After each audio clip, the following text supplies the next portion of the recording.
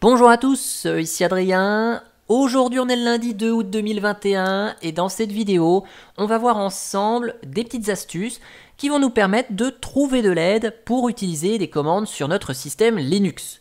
C'est vrai que ça peut être un peu utile quand même de connaître quelques astuces, hein. Vous êtes face à une commande, vous ne comprenez pas la sortie, vous avez besoin d'utiliser des options mais vous ne savez pas quelles options correspondent à quoi, vous voulez même des exemples, ou vous cherchez une commande bien particulière sur une thématique et vous ne savez pas laquelle vous pouvez utiliser. Eh bien on va voir ensemble tout cela.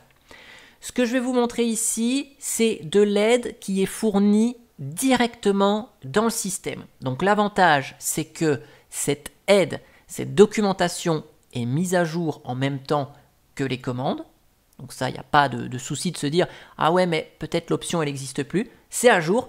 Et en plus, vous n'avez pas besoin d'avoir une connexion à Internet. Donc, pas besoin de Google, pas besoin de se rendre sur un wiki ou une documentation. Tout est disponible directement sur notre système et ça, c'est vraiment chouette. Alors, bien sûr, vu qu'on parle de ligne de commande, je vous ouvre un terminal, c'est évident. Et la première chose que nous allons voir ensemble, c'est probablement une astuce que vous connaissez déjà. Par exemple, on a la commande free ici qui s'affiche, puis vous dites, bah tiens, quelles options je peux utiliser pour que ce soit peut-être un peu plus lisible, parce que là, c'est vrai, le chiffre, il est un peu grand quand même, c'est pas très lisible. Donc, en principe, sur la plupart des commandes, vous avez une option qui s'appelle "-help", une option longue, qui vous permet d'afficher de l'aide de manière assez succincte sur la commande. Juste un petit pavé sur l'usage de la commande. Donc là, on sait que free s'utilise uniquement avec des options et c'est tout, on n'a rien d'autre derrière. Et puis, on a une liste d'options avec leurs options au format court ou au format long, avec une description concernant cette option. Donc là, si on se dit, ah bah oui, tout à l'heure, c'était pas évident quand même, on ne pouvait pas bien lire la mémoire, et bien là, ici, on a l'option "-h", voilà, ou "-human", qui nous permet d'afficher la sortie sous forme lisible par un humain. Donc si je vous fais un "free-h", et bien là, on a des informations qui sont un peu plus faciles à lire pour nous. Donc là, je vous montre avec la commande free, hein, mais si je vous montre avec d'autres commandes, par exemple la commande cd, hein, et bien de la même manière, j'ai une petite aide ici avec cd-help, là, hop, je vais vous mettre comme ça, ok. Donc là, on a l'usage de la commande, cp avec des options, le nom d'un répertoire, on a une petite description un peu plus complète que free ici, hein, sur ce que permet de faire cd, et ici les options. On voit que c'est un petit peu plus étoffé que pour la commande free. Donc ça, c'est la première chose que je voulais vous montrer, l'option "-help" à passer à la commande. Deuxième astuce ici, qui va être beaucoup plus complète d'un point de vue information, c'est l'affichage du manuel de la commande. Ici, on va invoquer man plus le nom de la commande. Je reprends mon exemple avec free ici. Et ça va nous afficher la page de manuel de la commande free. Mon système, il est installé en français, donc quand la page est traduite en français, elle va s'afficher en français. Si vous voulez à tout prix avoir les informations de la page de manuel en anglais, vous faites précéder la commande de langue égale C qui va changer la variable d'environnement langue ici, et en faisant langue égale C man free, le retour de la commande va s'afficher en anglais. Et ça fonctionne quelles que soient les commandes, hein, sur votre système, hein. Vous savez, ma commande free de tout à l'heure, j'avais total, utilisé, libre, partagé, etc.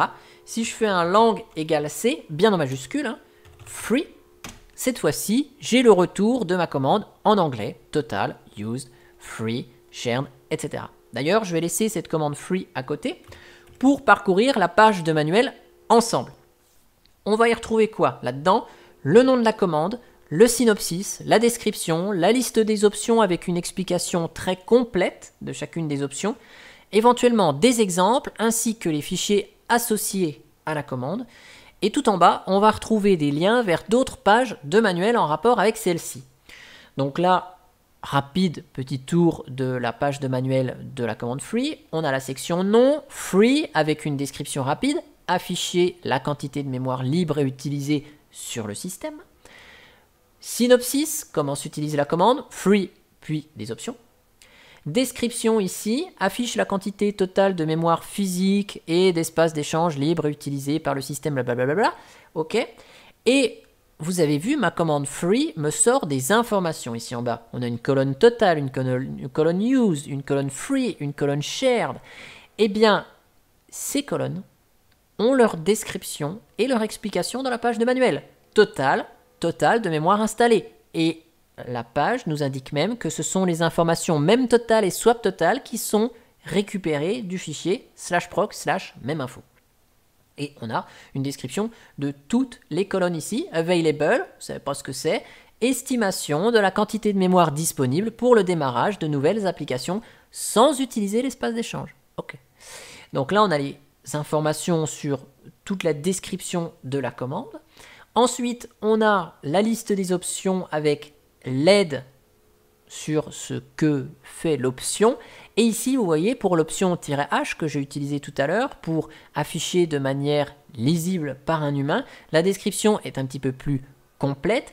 Et en plus, on a même les explications sur les unités qui s'affichent à côté et chaque abréviation d'unité, à quoi ça correspond exactement. Et puis en dessous, donc on a les fichiers associés à la commande, donc /proc/memeinfo. Ici, on a une section bug, ok, donc là, il y a un bug. La valeur de la colonne shared n'est pas disponible pour les noyaux antérieurs à la version 2.6.32, affiche 0 à la place, ok. Donc on a des informations qui s'affichent ici. Et là, on a la section voir aussi avec d'autres commandes qui peuvent nous intéresser, ps, stop, vmstat, hein, qui sont des commandes qui nous permettent de faire du diagnostic et qui vont afficher des informations sur la mémoire au passage. Je vous montre rapidement deux autres pages de manuel un petit peu plus complètes, celle de SSH. Donc vous voyez, elle n'est pas traduite en français, cette page de manuel. Donc par défaut, ça s'affiche en anglais. Dès le synopsis, on a tout un tas d'options qui sont mentionnées ici. Et pour certaines options, il y a quelque chose de bien précis qui est demandé. Par exemple, petit p, on a besoin du numéro de port. C'est noté déjà ici dans le synopsis. Okay. Cette page, elle est très longue. Donc pour naviguer, je ne vous l'ai pas précisé, hein, mais si vous êtes sur un système avec interface graphique, la molette de la souris, et vous parcourez la page de manuel. Si vous n'avez pas d'interface graphique, c'est flèche du bas et flèche du haut pour monter et descendre ligne par ligne. Et page suivante et page précédente sur votre clavier pour passer de page en page sur la page de manuel. Si vous recherchez quelque chose de très précis sur la page, vous pouvez faire une recherche avec /, ce sont les mêmes raccourcis que sur VI. Hein. Donc là, si je cherche quelque chose en rapport avec ECDSA, je tape ECDSA, je valide et tous les termes ECDSA sont surlignés. Donc là, ils sont bien mis en évidence. Et pour passer d'un mot à l'autre, hein, j'appuie sur N comme November hein, pour aller de terme en terme. Et si je veux revenir au terme précédent, majuscule N. Hein, même touche que VI. Et pour quitter la page de manuel, Q. J'ai oublié de le préciser, mais voilà. Pour vous illustrer rapidement la section exemple, on va aller voir du côté de la page de manuel de la commande find ici. Et des exemples vous sont proposés. Par exemple ici, rechercher les fichiers par leur âge. Une petite description, ok. Recherchez les fichiers dans votre dossier personnel qui ont été modifiés pendant les dernières 24 heures. Et vous avez un exemple de commande. Donc si vous aimez bien apprendre par l'exemple, ça peut vous aider aussi à appréhender certaines commandes par le biais d'exemples qui sont déjà prédéfinis dans les pages de manuel. On va terminer cette vidéo avec la dernière astuce qui concerne la commande à propos.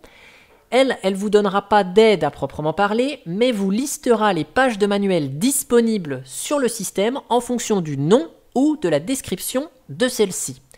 Si je reprends mon exemple avec la commande free qui affichait des informations concernant la mémoire, si je cherche toutes les pages de manuel qui traitent de la mémoire, et il y en a un sacré paquet, je vais taper à propos memory ici. Et donc, voici toutes les pages de manuel installées sur mon système en rapport avec la mémoire. Donc effectivement, on a des choses très pointues. OpenSSL est installé, donc on a toutes des pages de manuel en rapport avec OpenSSL qui traite de l'allocation mémoire, des fonctions d'allocation de mémoire. Ici, on va retrouver quelque chose de plus sympa pour nous, hein, c'est la commande vmstat, ici, qui va afficher des informations sur l'état du système. Et vous voyez, il y a des informations sur la mémoire qui sont affichées ici. Si vous souhaitez évidemment être très précis au niveau du terme exact à rechercher, ça peut être surtout utile si le mot que vous cherchez est très court, comme par exemple IP, plutôt que d'avoir toutes les pages de manuel, dont celle où le mot contient la lettre I et P à côté, hein, vous utilisez l'option "-e", et là ça ne va rechercher que les pages de manuel qui contiennent le mot en entier IP. Et donc ici, ce sont des pages de manuel en rapport avec le réseau. On va retrouver la commande route ici, la commande IP, et puis la commande iptrafng, puisque j'ai installé cet outil sur mon système. En tout cas, j'espère que cette vidéo vous aura plu, que vous avez appris peut-être quelques petits trucs. Et moi, je vous dis à bientôt pour une prochaine vidéo. Allez, ciao ciao!